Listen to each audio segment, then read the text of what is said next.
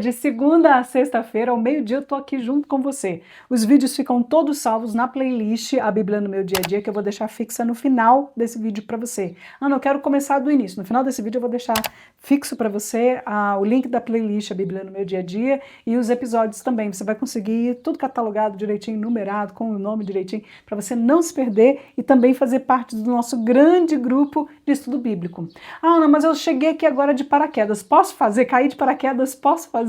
Claro que pode. Hoje a gente vai estudar o Evangelho de São Marcos. Já pega aí um caderno, pega uma Bíblia. Nesses últimos episódios a gente está estudando com a Bíblia da Ave Maria, a tradução da Ave Maria, e caneta. Se você tiver 4 cores, melhor ainda. Vamos estudar juntos? Você vai marcar no alto da sua página, deixa eu marcar aqui na minha, ó, Marcos 10. Aí do ladinho você vai colocar a data de hoje, tá?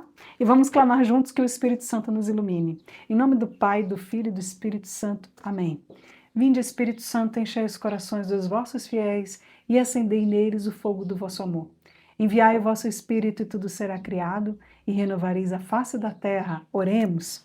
Ó Deus, que instruíste os corações dos vossos fiéis com a luz do Espírito Santo.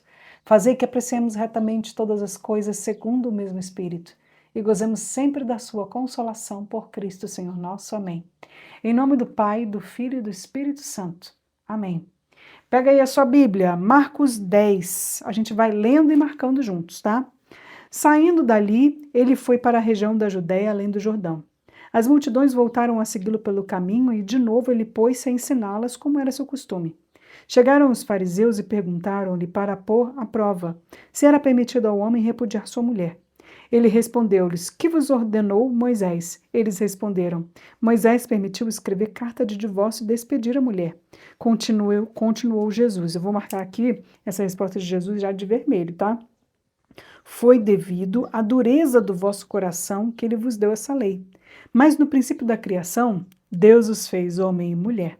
Por isso, deixará o homem pai e mãe e se unirá à sua mulher. Está citando Gênesis. Versículo 8. E os dois não serão senão uma só carne. Assim, já não são dois, mas uma só carne. Não separe, pois, o homem o que Deus uniu. Isso aqui é uma ordem. Não separe, pois, o homem o que Deus uniu. Em casa, os discípulos fizeram-lhe perguntas sobre o mesmo assunto, e ele disse-lhes: Quem repudia sua mulher e se casa com outra, comete adultério contra a primeira. E se a mulher repudia o marido e se casa com outro, comete adultério. Vou marcar isso aqui tudo vou marcar de azul, porque não deixa de ser uma lei que rege o reino de Deus. Quem repudia sua mulher e se casa com a outra, comete adultério contra a primeira. E se a mulher repudia o marido e se casa com outro, comete adultério. É uma lei que rege o reino de Deus. 13. Apresentaram-lhe então crianças para que as tocasse, mas os discípulos repreendiam os que a apresentavam. Vendo, Jesus indignou-se e disse-lhes: É uma ordem. Deixa eu marcar de preto. Deixai vir a mim os pequeninos, e não os impeçais, porque o reino de Deus é daqueles que se lhes assemelham. Em verdade vos digo, todo que não receber o reino de Deus com a mentalidade de uma criança, nele não entrará. Olha, é um princípio eterno. Marca de azul aí, ó. Cadê?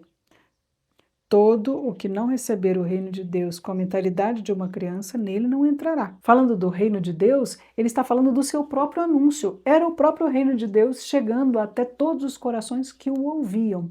Ouviam com simplicidade, com o coração aberto. Por isso, ele relaciona a postura daquele que ouvia suas palavras com a postura daquelas crianças, com o coração aberto, sem gerar empecilhos, sem barreiras. 16. Em seguida, ele as abraçou e as abençoou, impondo-lhes as mãos. Eu já vou colocando aqui, ó, qual é a mensagem de Deus para mim nesse capítulo. Preciso receber o reino de Deus com o coração aberto, sem barreiras, como uma criança. Eu vou marcando para que eu não me esqueça, tá? Depois a gente arremata. Versículo 17. Tendo ele saído para se pôr a caminho, veio alguém correndo e, dobrando os joelhos diante dele, suplicou-lhe: Bom mestre, que farei para alcançar a vida eterna? Jesus disse-lhe: Por que me chamas de bom? Só Deus é bom. Isso aqui é um princípio eterno. Conheces os mandamentos? não mates, não cometas adultério, não furtes, não diga falso testemunho, não cometa fraudes, honra pai e mãe. Ele respondeu-lhe, mestre, tudo isso eu tenho observado desde a minha mocidade. Jesus fixou nele o olhar, isso aqui me chama tanta atenção. Jesus fixou nele o olhar e amou-o. Jesus, olhando para ele, o amou. Imagina esse olhar de Jesus, que ao olhar já nos ama. São Marcos está trazendo, é aquela característica forte do Evangelho de São Marcos, dos gestos. Uma só coisa te falta, é ordem. Vai, vende tudo que tens, marca de preto aí, tá? E dá aos pobres, e terás um tesouro no céu. Depois vem e segue-me. E terás um tesouro no céu é uma promessa, tá? Depois vem e segue-me é uma ordem. 22. Ele entristeceu-se com essas palavras e foi-se todo abatido, porque possuía muitos bens. Está falando aqui para esse jovem sobre a diferença de ser salvo e de ser santo. Ser santo é ir além da obrigação. Para esse jovem que possuía muitos bens, né, e conhecia bem todas as leis, para ele cumprir as leis já era alcançar o reino dos céus. Mas depende, você quer passar na prova raspando ou você quer passar na prova com louvor? Quando o assunto é salvação, a gente precisa passar com louvor, né? Ser santo é ir além da obrigação. É isso que Jesus está falando para aquele jovem. Versículo 23. E olhando Jesus em derredor, disse a seus discípulos, quão dificilmente entrarão no reino de Deus os ricos. Os discípulos ficaram assombrados com suas palavras, mas Jesus replicou, filhinhos, quão difícil é entrarem no reino de Deus os que põem a sua confiança nas riquezas, ou seja, nos bens materiais, nesse mundo que vai passar, né? É mais fácil passar o camelo pelo fundo de uma agulha do que entrar o rico no reino de Deus. Eles ainda mais se admiravam, dizendo a si próprios, quem pode então salvar-se? Olhando Jesus para eles, disse, aos homens isso é impossível. Nossa, aqui tem que marcar. Ó, vou marcar porque não vai ter jeito, viu? É uma promessa, né? Ó, aos homens isso é impossível, mas não a Deus, pois a Deus tudo é possível. Tá voltando, né, essa afirmação para nós que já teve no capítulo anterior. Versículo 28, Pedro começou a dizer-lhe, eis que deixamos tudo e te seguimos, respondeu-lhe Jesus. Em verdade vos digo, ninguém há que tenha deixado casa, aqui é promessa, ó, e que promessa, hein, ó, ninguém há que tenha deixado casa, irmãos, irmãs, pai, mãe ou filhos ou terra por causa de mim e por causa do evangelho, que não receba já nesse século 100 vezes mais casas, irmãos, irmãs, mães, filhos e terras com perseguições, vou até marcar mais forte aqui, com perseguições. E no século vindouro, ou seja, nos céus novos e uma terra nova, a vida eterna. Aqui é uma grande promessa. 31. Muitos dos primeiros serão os últimos, e dos últimos serão os primeiros. Vou botar aqui de vermelho. Os primeiros serão os últimos, e os últimos serão os primeiros. 32. Estavam ao caminho de Jerusalém, e Jesus ia diante deles. Estavam perturbados e o seguiam com medo. Depois de tudo, né? E tomando novamente a si os 12, começou a predizer-lhes as coisas que lhe haviam de acontecer. Eis que subimos a Jerusalém, o Filho do Homem será entregue aos príncipes dos sacerdotes e aos escribas, irão condená-lo à morte, será entregue aos gentios, escarnecerão dele, cuspirão nele, irão açoitá-lo e hão de matá-lo, mas ao terceiro dia ele ressurgirá. É uma promessa, né, que Jesus está fazendo aos seus discípulos, mas ao terceiro dia ele ressurgirá. Você vê que ele está ali, ó, batendo na mesma tecla, a pedagogia de Jesus na nossa cabeça, água mole, pedra dura, tanto bate até que fura. 35. Aproximaram-se de Jesus, Tiago e João, filhos de Zebedeu, e disseram-lhe, Mestre, queremos que nos concedas tudo o que te pedirmos. Que quereis que vos faça? Concede-nos que nos sentemos na tua glória, um à tua direita, outro à tua esquerda. Não sabeis o que pedis, retorquiu Jesus. Podeis vós beber o cálice que eu vou beber, ou ser batizados no batismo que eu vou ser batizado? Ou seja, vocês vão enfrentar os sofrimentos que eu vou suportar? 39. Podemos, asseguraram eles não tinham noção, né? Jesus prosseguiu, vós bebereis o cálice que eu devo beber, e sereis batizados no batismo em que eu devo ser batizado. Mas quanto a sentares à minha direita ou à minha esquerda, isso não depende de mim. O lugar compete àqueles a quem está destinado. Deve ficar quieto, né? Perdeu a oportunidade de ficar quieto, né? 41. Ouvindo isso, os outros 10 começaram a indignar-se contra Tiago e João. Jesus chamou-os e deu-lhes essa lição: sabeis que os que são considerados chefes das nações dominam sobre elas e os seus intendentes exercem poder sobre elas. Entre vós, porém, não será assim. Isso é uma ordem. Entre vós, porém, não será assim. Todo o que quiser tornar-se grande dentre vós, seja vosso servo. E todo o que entre vós quiser ser o primeiro, seja escravo de todos. É o servo e o escravo. 45. Porque o Filho do Homem não veio para ser servido, mas para servir e dar sua vida em redenção por muitos.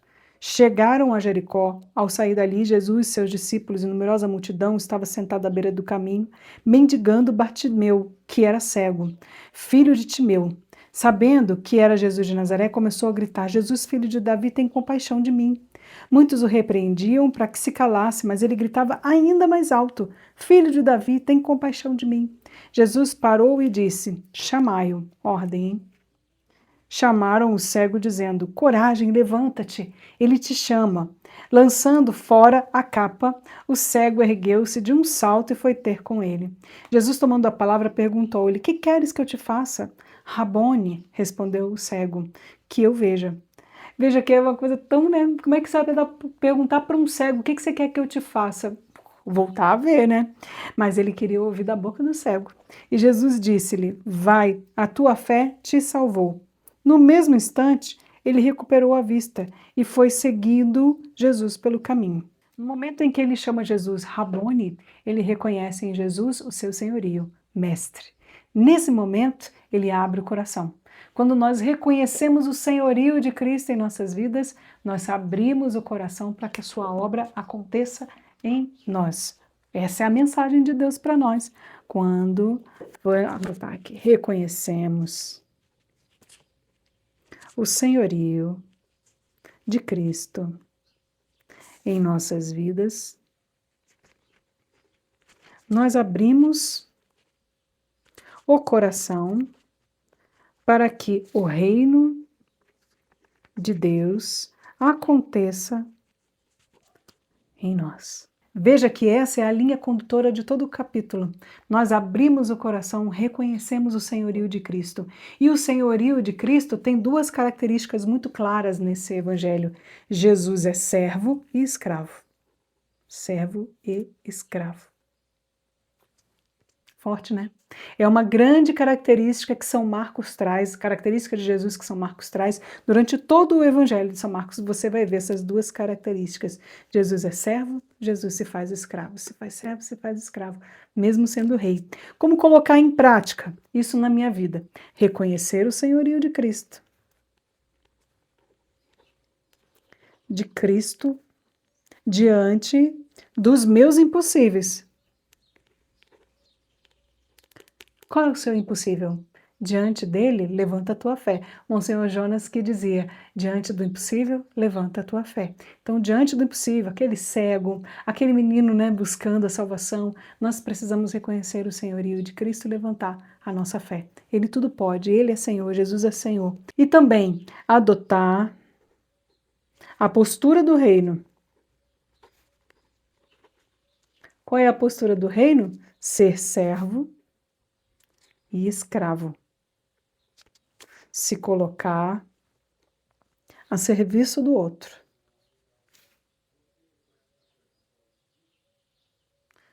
A serviço do outro. Abraçando os sofrimentos com amor.